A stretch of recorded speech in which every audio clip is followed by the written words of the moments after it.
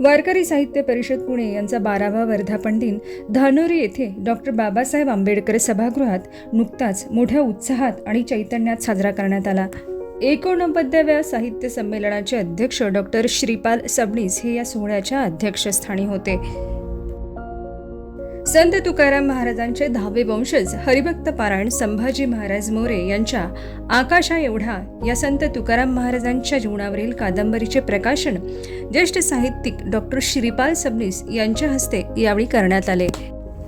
प्राध्यापक डॉक्टर श्रीपाल सबनीस यांनी आकाशा एवढा या कादंबरीविषयी प्रतिपादित करताना असं म्हटलं की आकाशा एवढा ही एक बहुआयामी कादंबरी असून मराठी साहित्य आणि संत साहित्य क्षेत्रात इतक्या उच्च दर्जाची कादंबरी यापूर्वी कधीही झाली नसेल.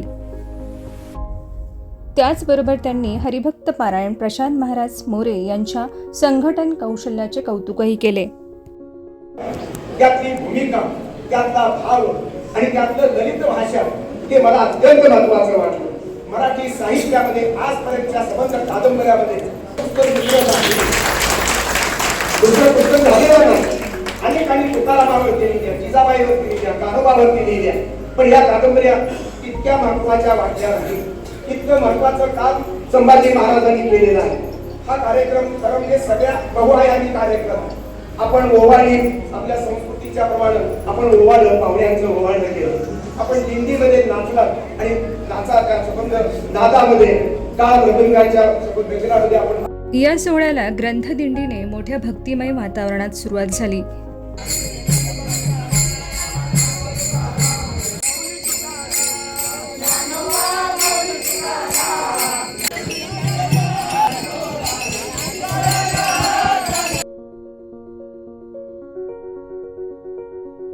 सोहळ्याची सुरुवात ही प्रमुख पाहुण्यांचे महिलांच्या हस्ते औक्षण करून त्याचबरोबर प्रमुख पाहुण्यांच्या हस्ते प्रतिमा पूजन व दीप प्रज्वलन करून झाली. वारकरी चळवळीतील योगदान लक्षात घेता हरिभक्त पारायण वैकुंठवासी रामदासजी कुटे यांना या वर्षीचा वारकरी साहित्य परिषद पुणे जिल्हा यांच्या वतीने दिला जाणारा मरणोत्तर वारकरी भूषण पुरस्कार प्रदान करण्यात आला. त्याचबरोबर हरिभक्त पारायण गंगाराम बुवा डुमरे महाराज यांचाही वारकरी साहित्य परिषदेच्या वतीने तपपूर्ती सन्मान यावेळेस करण्यात आला. हरिभक्त पारायण वैकुंठवासी रामदासजी कुटे यांचे चिरंजीव योगेश कुटे यांनी यावेळेस पुरस्काराला उत्तर देताना आपले मनोगत व्यक्त केले. या सोहळ्याला अनेक मान्यवर त्याचबरोबर वारकरी साहित्य परिषदेशी निगडीत अनेक मान्यवर यावेळी उपस्थित होते. मग यामध्ये माननीय श्री सुनील अण्णा टिंगरे आमदार वडगाव शेरी, हरिभक्त पारायण पुरुषोत्तम महाराज मोरे अध्यक्ष संत तुकाराम महाराज संस्थान देहू, संत ज्ञानेश्वर पालखी सोहळ्याचे परंपरागत चोपदार हरिभक्त पारायण राजाभाऊ चोपदार, हरिभक्त पारायण गंगाराम महाराज डुमरे,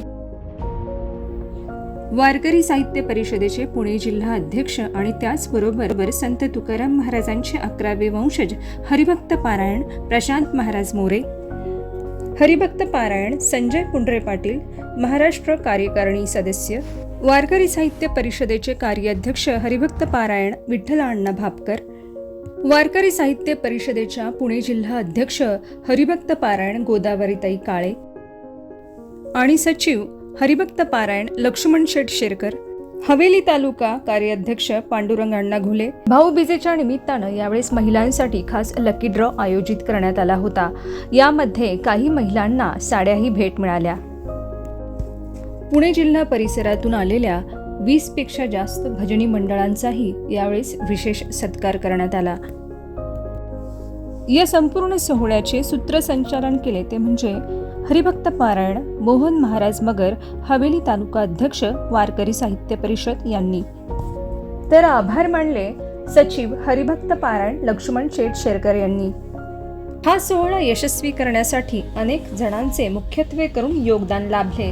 यामध्ये हरिभक्त पारायण आनंद महाराज कदम पुणे शहर अध्यक्ष खजिनदार, हबप नितीन महाराज गायकवाड पुणे शहर कार्याध्यक्ष, हबप शामराव महाराज गायकवाड जिल्हा सहसचिव, हबप प्रशांत महाराज मोरे पुणे जिल्हा अध्यक्ष वारकरी साहित्य परिषद, हबप मोहन महाराज मगर हवेली तालुका अध्यक्ष, त्याचबरोबर गोदावरीताई काळे पुणे जिल्हा महिला अध्यक्ष आणि सौ वंदनाताई खोत पिंपरी चिंचवड महिला शहर अध्यक्ष वारकरी साहित्य परिषद.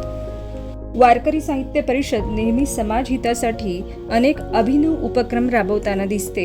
यामध्ये मुख्यत्वे करून लहान मुलांसाठी संस्कार शिबिरे असतील किंवा सरकारी योजनेमधून वारकऱ्यांसाठी पेन्शन मिळवून देणं असेल किंवा करोना काळामध्ये कीर्तन प्रवचनाच्या माध्यमातून लोकांचे केलेले प्रबोधन असेल. वारकरी साहित्य परिषदेला पुढील वाटचालीसाठी खूप खूप शुभेच्छा देऊया आणि या ठिकाणी थांबूया.